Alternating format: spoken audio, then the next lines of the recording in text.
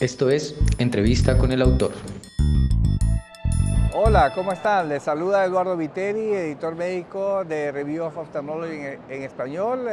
Seguimos con nuestra serie de podcast y en esta ocasión tenemos a un experto en el área de genética aplicada a la oftalmología, el doctor Ramiro Maldonado, un latinoamericano ecuatoriano que tiene su práctica hace varios años en instituciones de altísimo nivel en Estados Unidos.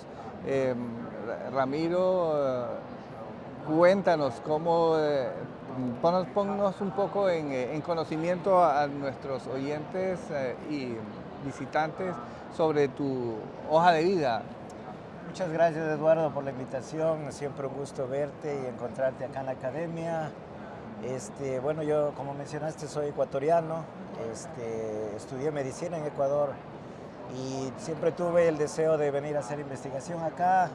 Y motivado por mi padre, siempre me dijo que haga investigación. Entonces, siguiendo un poco esos lineamientos, es que tuve la oportunidad de venir a la Universidad de Duke, donde hice un postdoctorado en desarrollo de imágenes, desarrollo de análisis de imágenes para retina pediátrica. Entonces fue una experiencia muy enriquecedora. Tuvimos el primer OCT portátil. Fue el concepto ese de que el OCT estaba cambiando el mundo de la oftalmología, pero estaba hecho solo para adultos. ¿Estamos hablando de qué año, Ramiro? Eso fue en el 2008 que tuvimos el primer prototipo.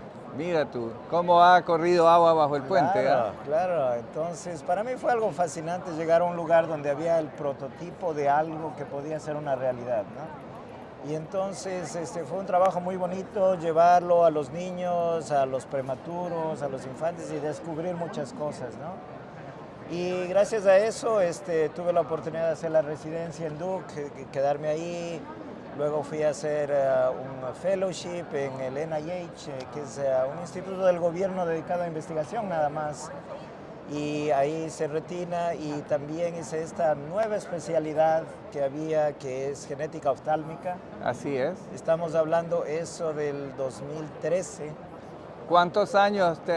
Es un gran esfuerzo, ¿ah? Sí. O sea, ¿muchos obstáculos para vencer o...?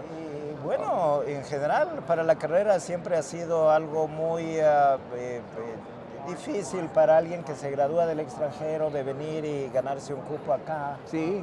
Hay que pasar no solo los exámenes, sino hacer una serie de méritos, se puede decir, Claro. para lograr tener un puesto, ¿no? Y entonces, a Dios gracias, todo ha salido bien. Bueno, y no solamente has tenido un puesto, realmente contribuyendo y avanzando en el área de la genética oftálmica y no solamente en la parte de investigación, de diagnóstico. Actualmente entiendo que cada vez hay más opciones ya prácticas de aplicaciones a tratamientos. Cuéntanos cuáles son las áreas en donde más opcionado está a resolver un problema que hasta hace pocos años simplemente nos sentábamos a ver cómo avanzaba. Exactamente, y eso es lo más emocionante de nuestra carrera, ¿no? Tener la capacidad de luchar por encontrar soluciones. Claro. Yo me acuerdo que en el 2010 era un desafío tratar de curar la degeneración macular. Y se hacía la cirugía de translocación macular y todo. Eran terapias, se puede decir, bastante gigantes o agresivas, agresivas, ¿no? Y ahora hemos llegado a la parte molecular, donde a través de fármacos podemos curar la enfermedad. Algo similar está pasando con las enfermedades genéticas, que por muchos años no había ninguna solución. Y es quizás, te agradezco la oportunidad por dejarme hablar sobre el tema, porque sí hay que cambiar este concepto de que no hay tratamientos en las enfermedades genéticas. La terapia genética en sus muchas formas está disponible, la estamos trabajando en varios ensayos clínicos y estamos muy contentos de ver buenos resultados. ¿En qué patologías es donde se han visto los mejores resultados en los últimos años? Sí, en sí el concepto de terapia genética puede ser aplicado para cualquier cosa. El asunto es que las enfermedades heredodegenerativas de la retina son el modelo ideal para probar la eficacia de una terapia genética. Entonces, retinitis pigmentosa, al ser la más común de todas, es el foco principal de todo este esfuerzo de terapias genéticas. Pero recordemos también que existen más de 80 genes causando retinitis pigmentosa. Entonces, hay ya la terapia FDA aprobada para uno de ellos y tenemos otros ensayos clínicos para unos 10 genes más.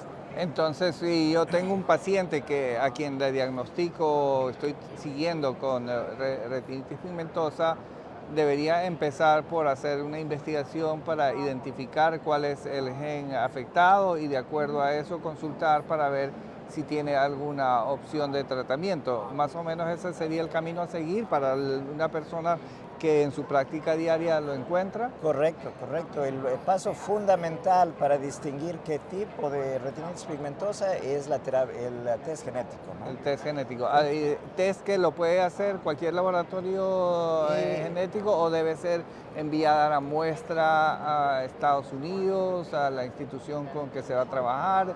Claro. ¿Cómo va más o menos Sí, la logística? Sí, el asunto es un poquito más complejo, no es como un examen nada más que sirve para todos. Hay diferentes formas de test genético.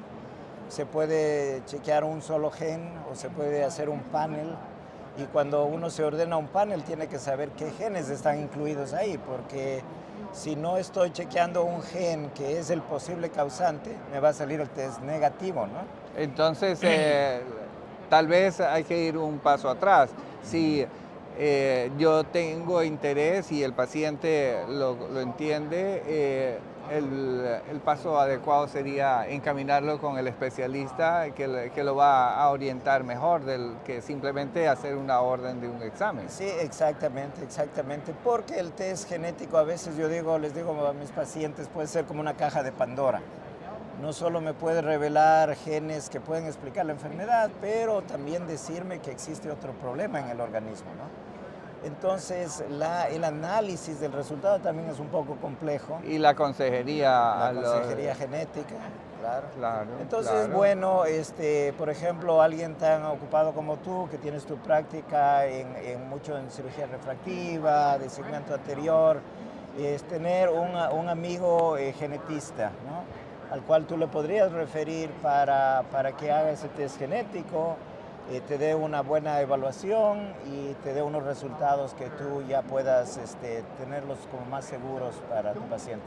¿Un genetista general o un genetista oftalmológico? Es buena pregunta. En general se recomienda que el genetista tenga un poco de experiencia con el área oftálmica también. Ya. Porque si no hay ese conocimiento, también la interpretación puede ser errónea. Entonces hay genes que, por ejemplo, pudieran aparecer.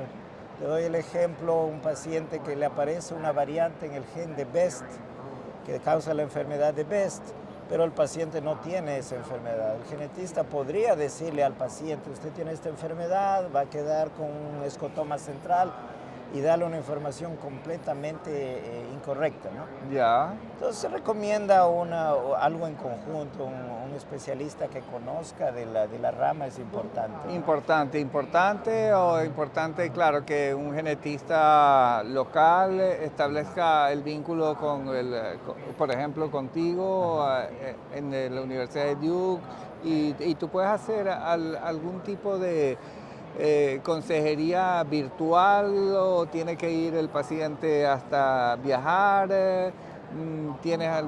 ¿Hay algunos mecanismos? Claro. La idea es hacer de esta conversación Claro. una guía práctica, ¿no? Sí, Donde las personas sepan, ya tengo el problema, exactamente cuáles son los pasos a seguir. Claro.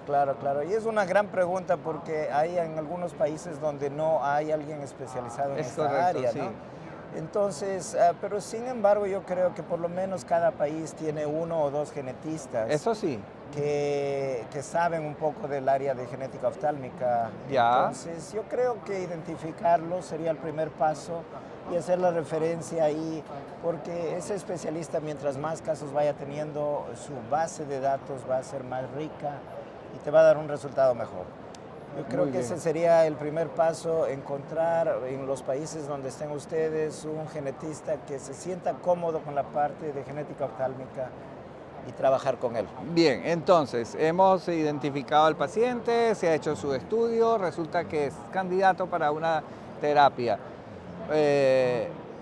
La idea generalizada es que estas son terapias sumamente costosas y la accesibilidad, existen mecanismos tal vez, estudios de investigación, en algunos casos, me imagino en algunos casos sí, en otros no. Claro. Bueno, dividámoslo en lo que está disponible comercialmente Exacto. ahora, que es el Luxturna, es para el gen RPE65. Ajá. De paso, se ha dicho, es un gen muy poco frecuente, ¿no? Muy poco frecuente, uno de los menos comunes que tenemos. Da la casualidad que solo hay la terapia para ese al momento. Digamos que un paciente en Ecuador tiene este gen, ¿no? y le gustaría beneficiarse del tratamiento. De lo que yo sé, se está haciendo ya en México, en Brasil y en Argentina. Desconozco si en algún otro país latinoamericano, pero esos países podría ya contactárseles para poder beneficiarse excelente, de qué algo. bueno. El problema es que es una terapia costosa y Costosísima. es cubierta por los gobiernos, entonces los sistemas de salud, no sé cómo aplique eso para un paciente extranjero. Claro, como una enfermedad catastrófica, ¿no? Exacto. Eso es lo que está comercialmente. Ahora, el otro mundo es lo que está todavía en investigación. Los clinical trials hay para varios genes. Y lo curioso es que todos estos clinical trials son muy costosos. Estamos hablando de millones de dólares cada uno. Yo le quisiera decir a los pacientes de otros países que ya cuando sepan su gen, por lo menos guíen su búsqueda basada en ese gen. Hay estudios clínicos que sí toman pacientes del extranjero. Ah, mira tú. Para aplicárselos. Entonces las posibilidades están ahí y nada cuesta preguntar. Qué bien, qué bien. Bueno, es una vía que tendrás que explorar, ¿no? Sí. Hay que hacerlo. Y básicamente es solo para retinitis pigmentosa. ¿Qué otras patologías? Degeneración macular, por ejemplo. Sí. Podemos decir que en las enfermedades hereditarias, retinitis pigmentosa ya hemos hablado, lo más novedoso es Stargardt. Sí. Hay diferentes formas de terapia genética que se pueden hacer en Stargardt y los ensayos clínicos comenzaron apenas hace un mes. Mira. Se hace con terapia genética inyectada abajo de la retina, subretiniana, y estamos muy contentos de esa posibilidad, ¿no? Y en el Stargardt también hay varias formas, igual que en la retinosis pigmentaria, y solo aplica para ciertos genes o es un poco más aplicable en forma generalizada. Claro, el problema con el Stargardt es que está causado por un gen que es extremadamente grande, ¿no? Entonces, como tú recordarás, la terapia genética se basa en poner el gen compuesto dentro de un vehículo, ¿no? Un virus. Que es un virus y este virus tiene una capacidad nada más de transporte, ¿no? Y entonces el gen ABCA4 que causa Stargardt no entra ahí. Entonces no hay cómo transportarlo, ¿no? Entonces hay dos formas de solucionar el problema. Una es haciendo un vector dual. Se parte el gen en dos y se transporta, si puedes decir, en dos buses, ¿no? Entiendo. Y entonces así muy ingenioso, muy ingenioso. La otra forma es con pequeñas partículas de ARN. Ya. Entonces hay un defecto en el código genético que va a ser transmitido al ARN y entonces estas pequeñas partículas de ARN pueden ahí interactuar y componer el ARN, que es el resultado final. Como las vacunas para el COVID. Exactamente. No. Y entonces esa es la segunda forma, y hay una tercera forma que es algo muy interesante, que es potenciando genes. Hay un gen que se llama RORA, R-O-R-A, que protege a las células de la retina Y entonces en esta forma de tratar el Stargardt potenciamos este gen para que su efecto brinde un efecto protector. Y el paciente que se somete a una terapia de esta naturaleza debe permanecer mucho tiempo en el centro de atención, por ejemplo en Duke, o son estadías relativamente cortas. Estadías del día nada más, no tienen mira. que quedarse. Sí, el procedimiento es una vitrectomía estándar. Ya. La diferencia es que se hace la inyección subretiniana y generalmente lo que es recomendado, se puede decir, es que haya OCT intraoperatorio, ¿no? Claro. Para poder calcular y manejar y monitorear la inyección de la terapia, ver que en realidad el volumen que estamos inyectando sea el adecuado, ¿no? Claro, y que no se pierde en la cavidad vítrea, sino que queda la cantidad suficiente en el sitio que debe estar. Exactamente, que cuando retiras la bula se mantenga ¿no? allí, sí. Y luego de eso el paciente se tiene que quedar para controles subsiguientes, o puede volver a su ciudad, a su país de origen. No, ya va a la casa. Sí hay un tratamiento de esteroides preoperativo y postoperativo, esteroides orales. Ya. Porque la complicación principal, se puede decir, es inflamación. Inflamación. ¿No? Como reacción a la cápside del virus, ¿no? Ya. Entonces, los pacientes van bastante bien con esta terapia oral. ¿Y pueden volar a su ciudad, a su país, en una semana, 2 semanas, un mes? Bueno, generalmente más o menos. Si están en clinical trials, durante los 3 primeros meses tienen chequeos frecuentes. Allá. ¿no? Entonces, si fuera un paciente de otro país, más o menos yo diría planificar unos 3 meses, 3 meses de estadía. De quedarse por acá, ¿no? Bueno, muy bien. ¿Qué otras áreas tenemos en terapias génicas? Cuéntanos, claro. Ábrenos la mente. Sí. El concepto es hermoso, ¿no? El concepto de que con terapia genética puedes tratar lo que sea, ¿no? Se puede decir, podrías tratar glaucoma, podrías tratar degeneración macular. Y en degeneración macular ya estamos viendo que hay muchas terapias que hacen lo que estábamos hablando, potenciar genes para producir factores. Por ejemplo, se puede producir endógenamente la ILIA. Claro. Entonces eso es lo que se puede hacer, ¿no? Entonces es un concepto muy, muy interesante, como con terapia genética puedes llegar a tratar cualquier enfermedad, ¿no? Entonces eso es un ejemplo. Por ejemplo, para la degeneración macular, una vía muy favorable es la supracoroidea, donde tienes que hacer una inyección solo a 4 milímetros de limbo y la inyectas con una aguja muy cortita, sí. Y vas al espacio supracoroideo y das la medicación, ¿no? Entonces, terapias intravítreas, supracoroideas, subretinianas, eso es las formas de dar terapia genética. Degeneración macular, edema macular diabético, retinopatía diabética, también la retinosquisis ligada al X, también coroideremia. Entonces, Eduardo, yo creo que al final vamos a estar tratando todas las enfermedades. Qué bien. La verdad es que parece, y yo creo que hasta cierto punto es ciencia ficción, ¿no? Exacto. Es impresionante los adelantos. Sí. Qué alegría, te agradezco tu dedicación, tú siempre dispuesto generosamente a compartir y a ponernos al día. La verdad es que hace pocos meses teníamos un webinar que organizaste y bueno, muchas de estas cosas que nos estás contando ahora pues no se vislumbraban, pero ya se están ejecutando. Esperamos que esto siga avanzando.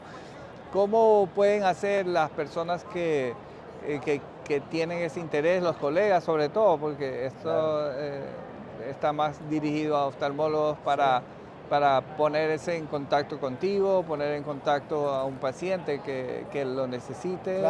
Claro, con mucho gusto. Siempre será un gusto recibir cualquier correo, cualquier pregunta. Mi correo electrónico ramiro.maldonado@duke.edu.